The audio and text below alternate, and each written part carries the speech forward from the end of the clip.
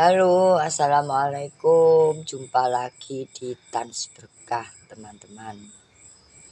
Sekarang saya mau membahas tentang penyakit yang namanya perasaan yang selalu merasa kekurangan.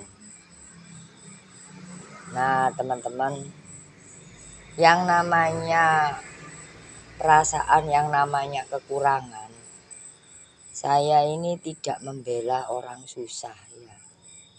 Jadi teman-teman, sebenarnya banyak orang-orang yang susah, tapi dia nggak merasa kekurangan, itu banyak. Perasaannya merasa cukup. Jadi teman-teman, ketika merasa cukup, insya Allah dia pasti jujur.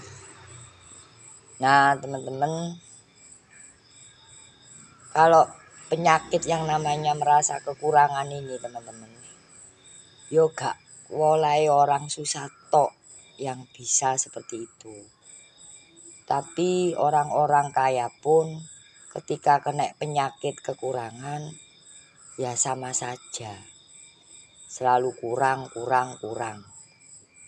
Makanya saya ini ndak ngomong apa ya, tapi budaya korupsi itu banyak terjadi. Karena ya itu tadi teman-teman. Orangnya itu kena penyakit perasaan selalu kekurangan. Tidak pernah merasa cukup. Jadi teman-teman, bukan karena orang miskin atau orang kaya, tapi kalau orangnya itu kena penyakit perasaan yang selalu kekurangan, itu pasti ya rakus. Jadi bukan berarti orang gak duwe ya teman-teman. Banyak juga orang yang pas-pasan tapi hidupnya jujur. Dan banyak juga orang kaya, kalau dia merasa cukup ya pasti jujur juga.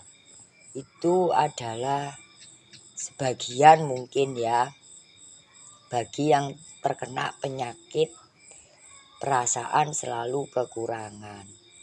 Bahkan teman-teman, yang namanya penyakit kekurangan ini tidak berdampak kepada masalah materi. Bisa juga berdampak dari segi pasangan hidup, berkeluarga, bahkan terhadap anak-anaknya. Kurang terus. Jadi bojone mau api kaya apa ya kurang terus. Nah, itu teman-teman. Jadi itu sebenarnya adalah penyakit yang enggak diderita orang pas-pasan saja. Tapi juga orang-orang yang punya uang sama saja kalau kena penyakit yang namanya perasaan kekurangan. Nah teman-teman, walaupun hidupnya pas-pasan, tapi ketika dia merasa cukup, ya pasti senang-senang saja. Dan yang pasti jadinya jujur. Tapi kalau sudah kena penyakit kekurangan, walaupun sudah banyak dapatnya, ya kurang terus teman-teman. Nah itulah pemikiran saya tentang penyakit yang namanya perasaan selalu kekurangan. Ya solusinya teman-teman, ya harus merasa cukup. Minimal merasa cukup.